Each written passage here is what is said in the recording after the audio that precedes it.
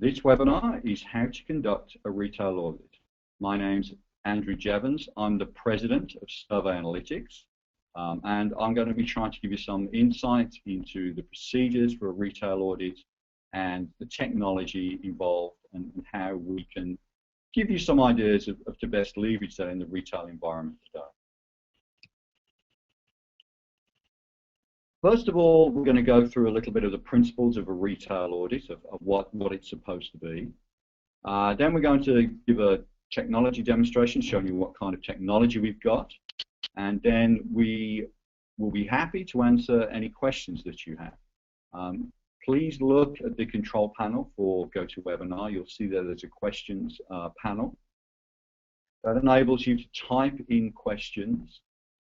And we will endeavour to give you answers during the webinar, or we will try and answer those offline later on. We do try and answer as many as possible, but sometimes time constraints, and indeed sometimes we have to think about the answer, preclude us actually doing that. What is a retail audit? A retail audit, as the name implies, is the study of a selected sample of retail outlets. You may do this continuously, and there's good reason to do this. You may do it discreetly. Really, you're looking at your retail environment and trying to work out what's going on. And if you're trying to improve that environment, if you're trying to catch where there are some problems, if you're trying to look at how the retail environments fix those problems, you need to be doing the study continuously. Of course, there are lots of issues with a continuous study, not least the cost of these. And that's something that, you know, for each company has to be thought about very carefully, obviously. But the point is, unless you carry them out, you're not going to really be able to see if your environments are improving. If you want rapid improvement within the environment, it implies that you should do the audits relatively frequently. You know, if you want to see improvement over a 2-month period, you should probably be doing audits at least once or indeed twice a month, just to monitor the fact that, you know, things are improving. Asking for improvements over a short time scale and not monitoring them is just really leaving it to chance. Unless you can track the progress of the improvements that you want, you're just simply not going to be able to see them. A discrete audit, which implies that you do, you know, a set of stores every now and again, has its uses. But again, the point, I think, of retail audits is to continually monitor the retail environment, catch problems, and try to push through or enhance improvements in those environments. What's the goal of a retail audit? The goal is to monitor products in the environment they're in. Now, they can be your products, they can be your competitors' products, which often very much is equally important to you. And it's also to monitor compliance with agreed procedures and standards. You may well, as is very common in a lot of the fast-moving consumer goods environments, have certain standards of shelf placement of the product, of placement of promotional materials, of the availability of ancillary materials, of maybe there is some equipment that needs to be placed near your retail environments. All those kinds of things need to be monitored. While the retail environments may state that they're doing these things with the best will in the world, lots of problems can occur once things get out into the field, into individual stores. And this is very often a huge motivator for performing retail audits. That is, that you want to be able to see that those agreements that you've made and those standards that you've agreed upon are in fact being upheld and implemented in the real world.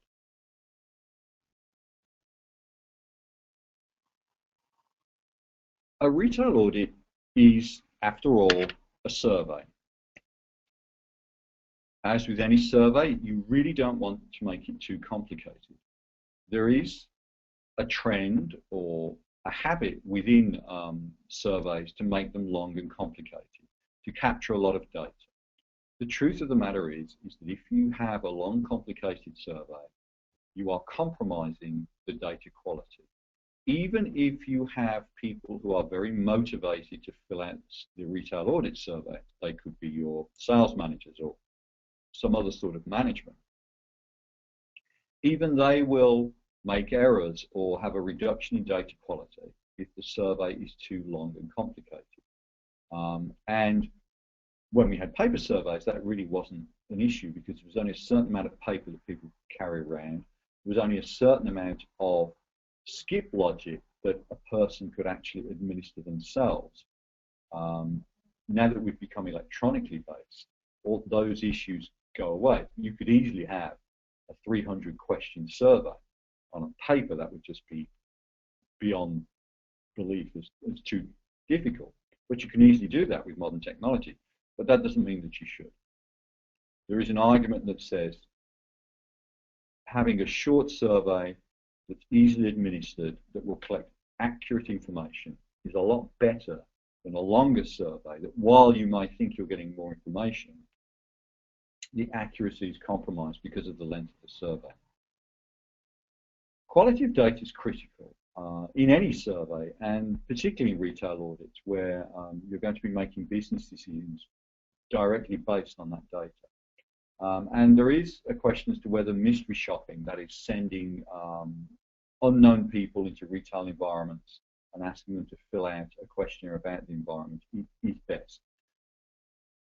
And I think it's a good argument that says that if you really need somebody who's in your business environment, who understands what they're looking for, to pick up on things that an anonymous mystery shopper may simply not see. And again, we go back to the motivational aspect. Somebody who is in the business, who has a vested interest in the business, has a much higher motivation to fill out the survey correctly than somebody who's being paid N dollars per store and really just see it as a job to get through at the end of the day. That then again comes back to the economics of the retail audit. Can you tie up your management staff in doing the audit? And that's just a question that companies have to answer on an individual basis. But mystery shopping, while it allows you to relatively easily cover a lot of locations, which may be very helpful to you, does have the problem that you're getting what you pay for. You may have people who are relatively low in motivation giving you what you regard as critical information, and that can be a problem. Now, as technology has advanced, we now have a lot of smartphones, we have tablets, we have some new data types. We have images, we have video, and we have the potential for sound. And these give us a lot more potential these days to capture real-world data, which is actually what a real retail audit is really about. I'll talk about those in a little bit. A critical factor is what devices will you be using to conduct a retail audit. Now, connectivity is also something that you need to address when you're thinking about it. How do you get the data back? How do you get the data back to the servers where it can be analyzed? And there are two ways with tablets and smartphones. You can use a Wi-Fi network. Now, it's true that most retail environments somewhere have a Wi-Fi network, but the process of getting hooked up to it could be fairly arduous. And you don't really want to have somebody spending a lot of time dealing with technological issues when they're in a store to carry out a survey of the store. One alternative is to collect the data, as we say, offline. That is, you can collect it on the tablet or the smartphone. And then you can return to a known location where you know the Wi-Fi connectivity works and upload the data from there. And this can work very well because the cost of devices that are connected to the cellular networks, and you may well have 20, 30, 50, 100, 200, maybe hundreds of devices, is significantly more than devices that aren't cellular enabled, in particular when you look at iPads and Android tablets. An iPad that has cellular connectivity costs a chunk more than an iPad that doesn't, and you'll be saving many tens of thousands of dollars by perhaps not having that cellular connection. The other alternative, obviously, is if you have got those kinds of devices, is to use the data networks. This can work very well. There are locations where you'll hit dead spots, and again, you need to think about that because you can't get the cellular network going. You need to have some way of getting to a Wi-Fi network or a cellular network that works. In the main, from what we've seen, in many ways, the safer way is to have Wi-Fi enabled devices where you can connect the data in an offline mode in the retail environment, and then get to a known environment with the known Wi-Fi environment, and then upload the data. This isn't to say it isn't possible using the data networks, but you still, even when you're using the data network, you may have the issue of no connectivity, and that just complicates matters when you're in the field. So what exactly are you going to use? Tablets? Well, we've got the new small form tablets, the 7-inch tablets, and we've got the standard form ones like the iPad. They have a good screen size. They're easy to see. They might feel heavy after hours of use. If you're going around and spending time carrying a standard iPad around from store to store and spend several hours doing that, it might be something that gets a bit unwieldy, but there are cases and holders that can help you do that. The small versus large tablets really comes into that environment of ergonomic usability. The small tablets, slightly smaller screen size, much easier to handle, and of course they are a lower cost, and particularly that's the case when you move to Android. Tablets like the Nexus, which is a very good little machine, cost a lot less than an iPad. And again, when you've got hundreds or maybe thousands of these machines out there, that's a significant factor. Smartphones, well, they've got a small screen size, and that is an issue because, you know, you can't have complicated questions. You really shouldn't have them anyway, but certainly with a smartphone, you've got a restriction on the screen real estate. The advantage is perhaps that a lot of your staff or people who you want to execute the survey already have them. There is, you know, the penetration of smartphones in the US is very high. Most people will have an Android or an iOS device, and so you don't have that cost factor of having to provide them. You do then have to work out all the issues about data connectivity and those kinds of things. The big disadvantage is really, again, there's a small screen size, and that again is a problem when you want people to use these machines for hours and hours on end. And this comes back to making sure that the survey fits the device. If you are designing a survey that's going to be used on a smartphone and tablet, it has to go to the lowest common denominator, which is the smartphones. And smartphones are not tablets. Just because it looks good on your iPad doesn't mean it's going to look good on an iPhone. The screen is just so much smaller. And again, in both these environments, the more concise the better. Longer preambles and questions are not used. They're going to affect your data quality. We talked a bit about new data types. We have images, very easy to collect now. You can take some great pictures, very useful to document any aspect of the retail environment. You can accurately assess store placement of products.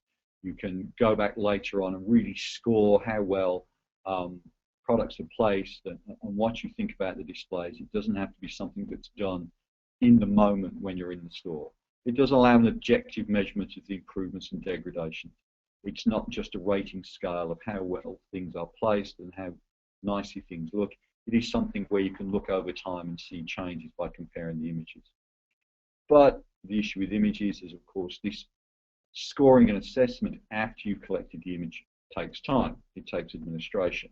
But it does give you much more accurate data. You really can have a metric that you can look over time and see how things have changed in the environment.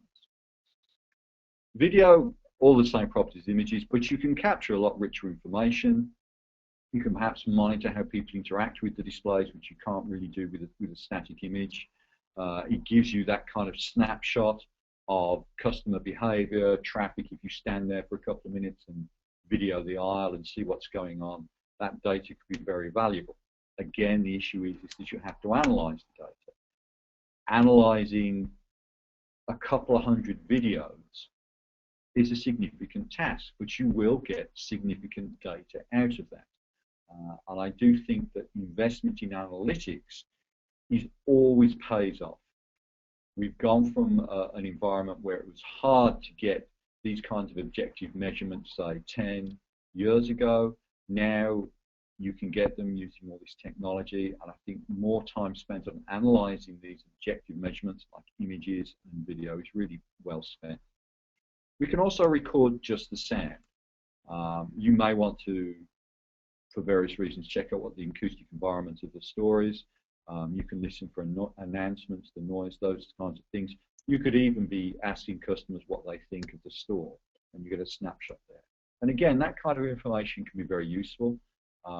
It's my experience that senior management will often be very interested to hear the snapshots of what people think, and it really does enhance the kind of data that you're collecting.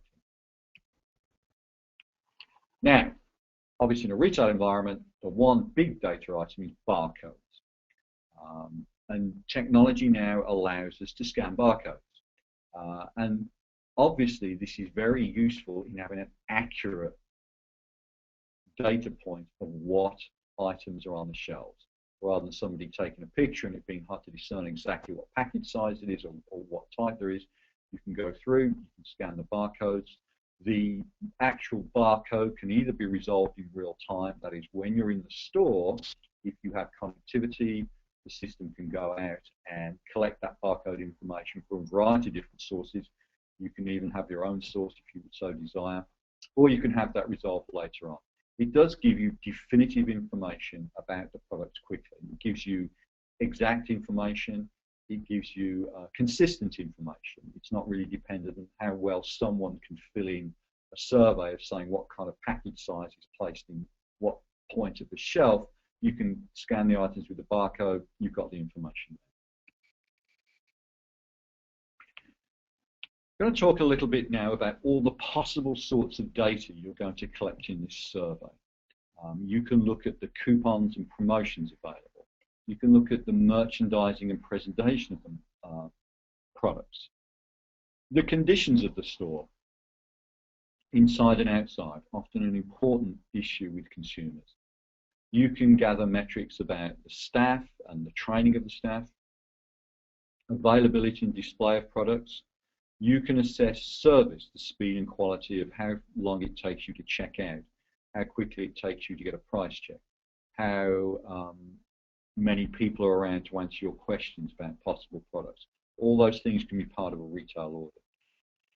You can look at the inventory that's available, any specialized equipment in the environment.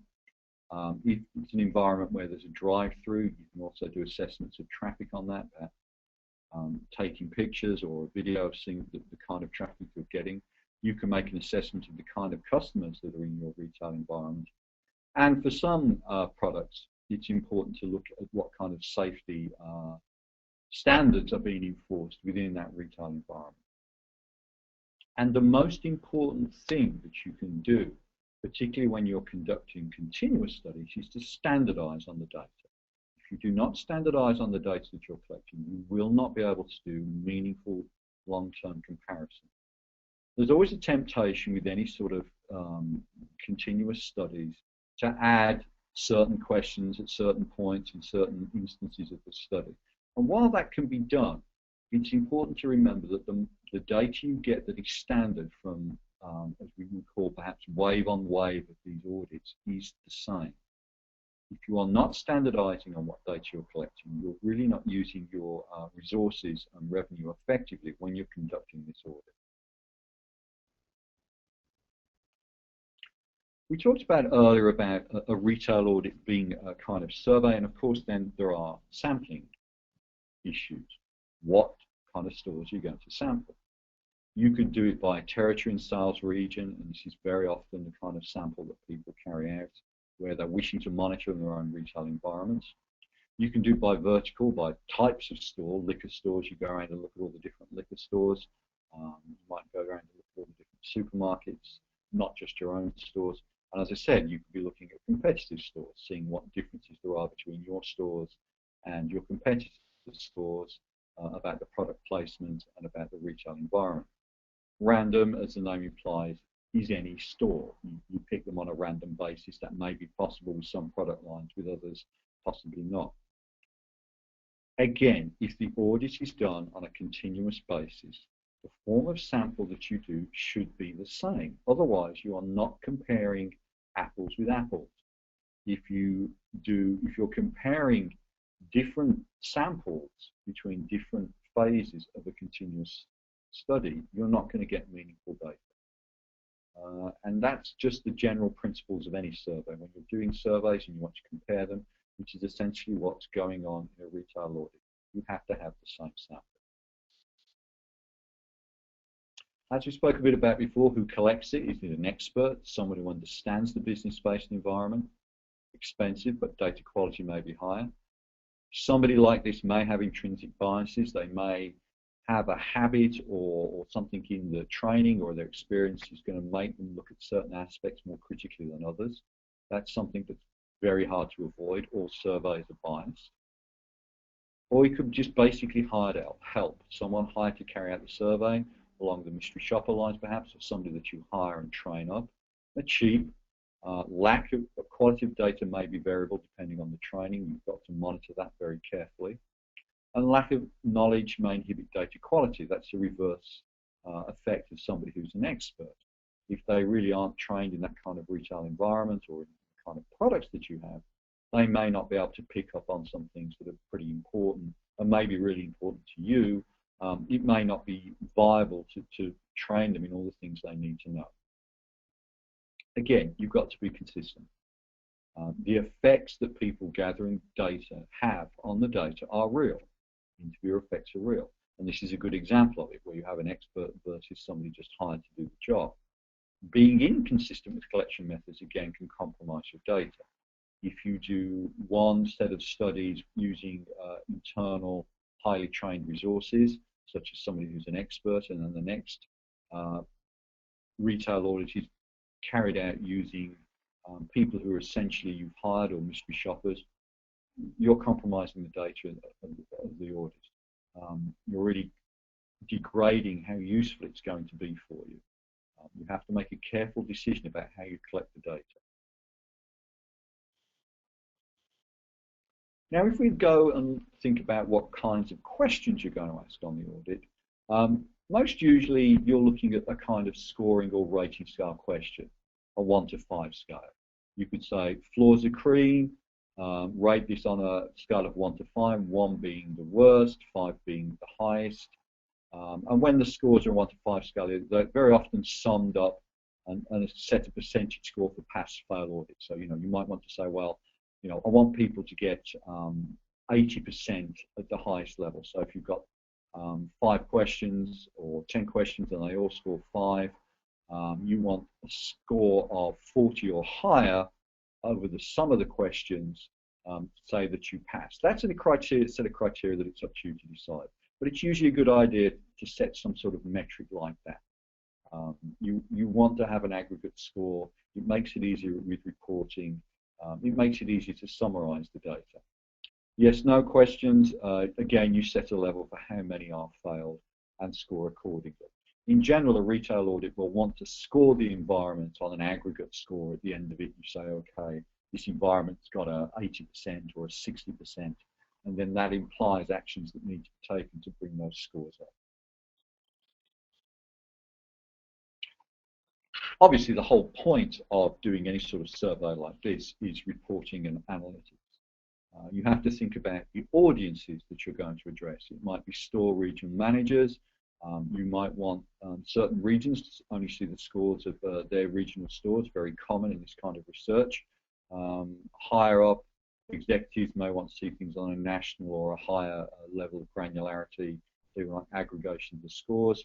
And again, when you're looking at that executive environment, they're going to want to drill down on the data where they can. And we have some solutions that are available to enable all those audiences to be addressed.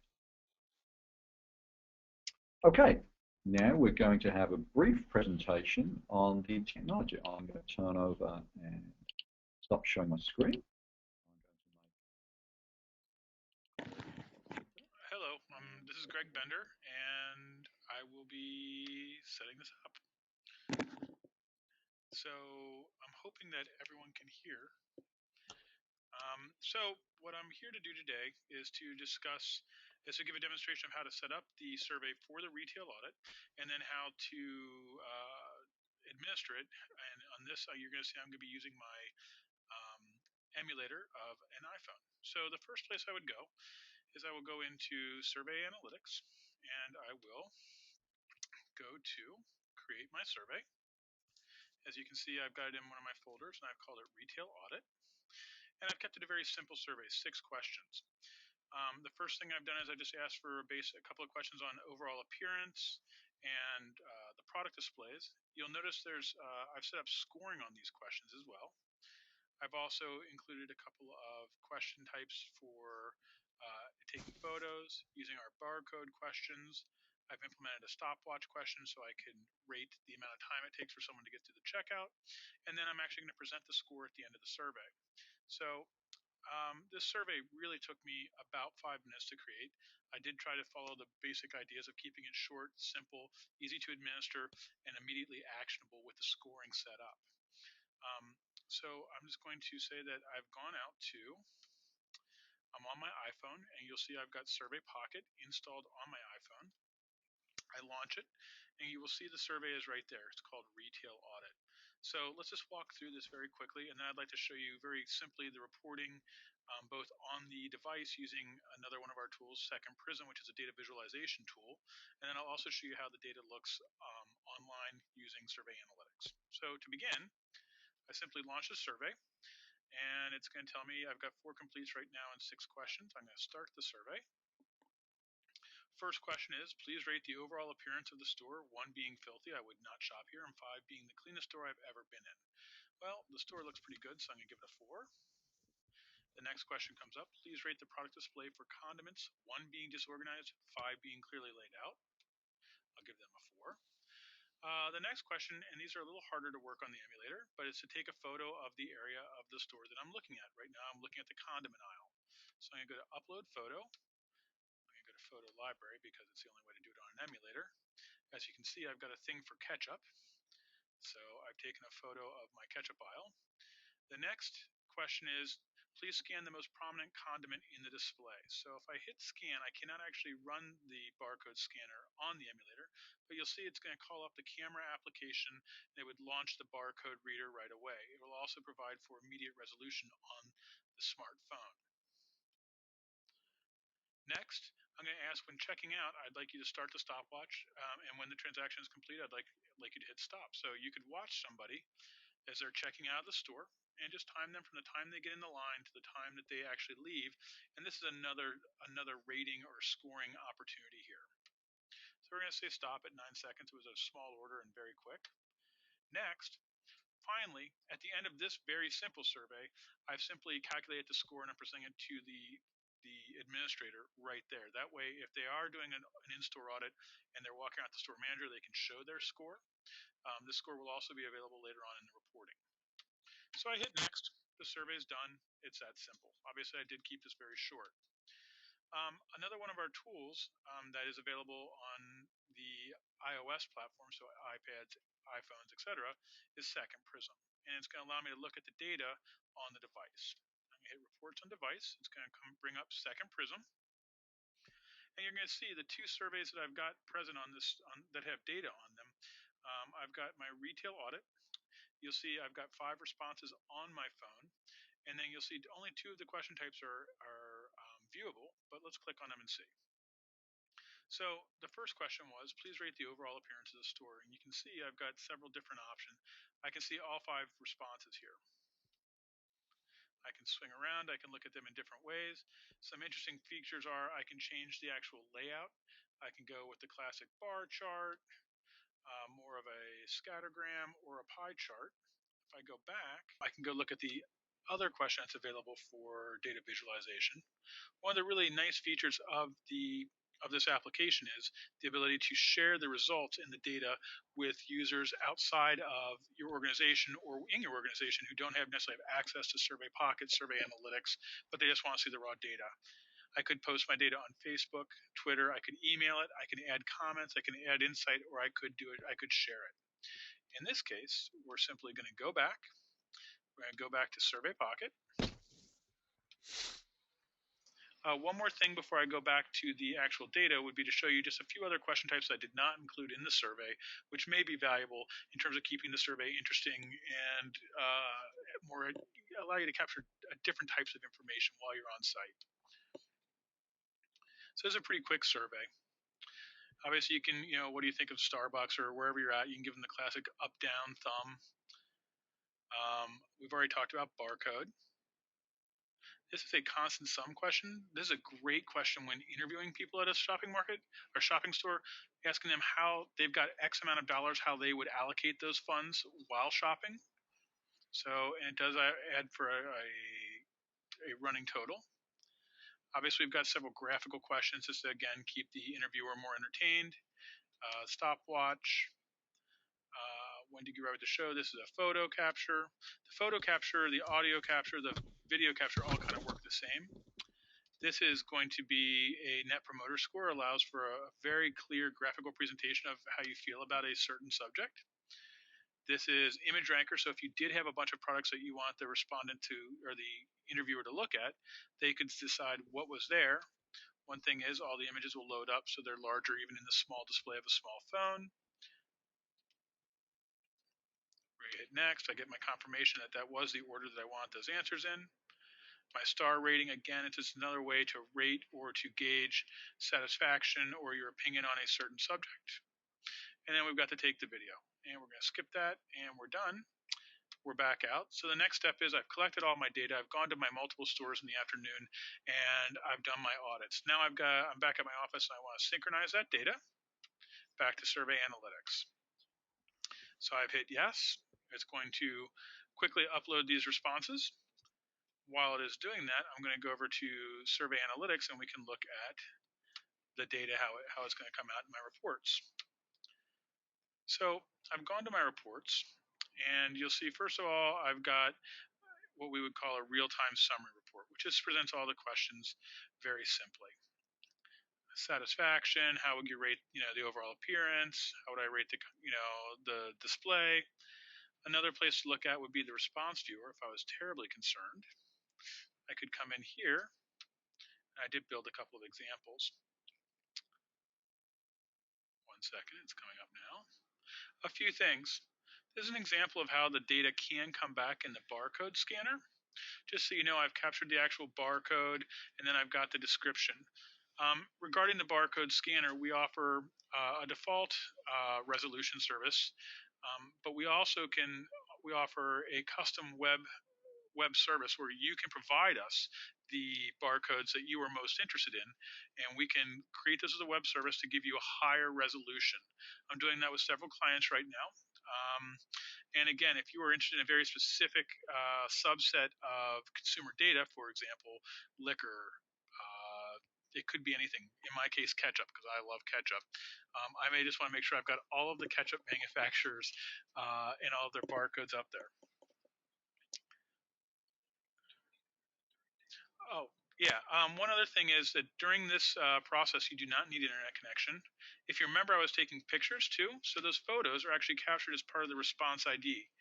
Here's an example. I just hit that hyperlink, boom, I now have the photo of the condiment aisle that I took. We're going to come back. The data is available in almost real time. Obviously, I've gone out, I've synchronized my data. The data is now cleared off of my device, fully available in Survey Analytics. I think in terms of this example, I think I am pretty much done, and I'm going to hand it back over to Andrew. Thanks very much, Greg. 1 second, Andrew. I'm going to send it right back to you. Oh, you can. I don't think I've got much else to show. Leave that there.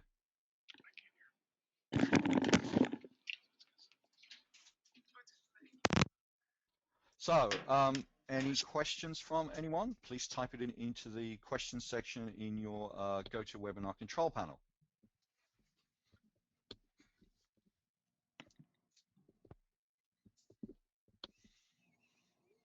Guy, can they hear me?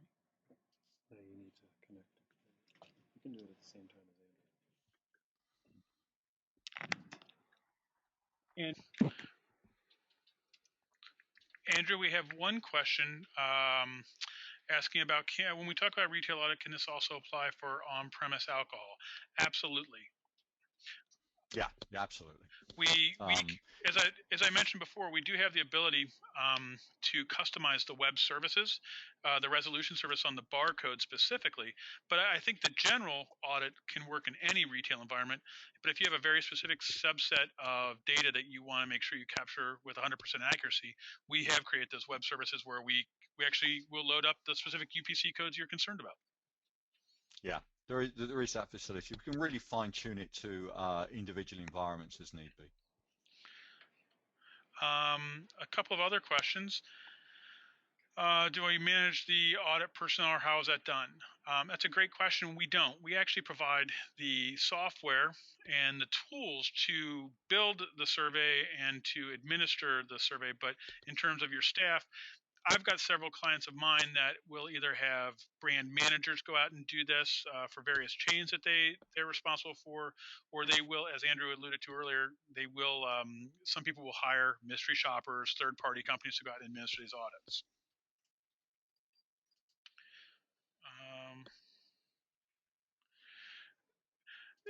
Another question is regarding the videos. That analyzing 100 or so videos could be rather time consuming, absolutely, as well as the images. Did we mention any analytical software platforms? We have not. However, it is an area that we are looking into in terms of brand awareness via video capture, as well as there are other third-party softwares out there. I think the real question to ask about analyzing the videos is, I don't know if I'd analyze them all. I would probably use the other questions in the scoring to determine which ones I actually need to analyze. I may take my highest scores and rate them and look at why those videos are good, why those scores appear good, and then I would definitely set a trigger and say anything with a low score would warrant additional investigation or review. And you can also we can limit the time on the videos. They can also be we can limit the time of them. Are there more questions? Well, okay, if there's no more questions, thanks everybody for their time. As I say, if you do have think of any questions later on, please feel free to contact us, and everybody have a great day. Thanks, Andrew.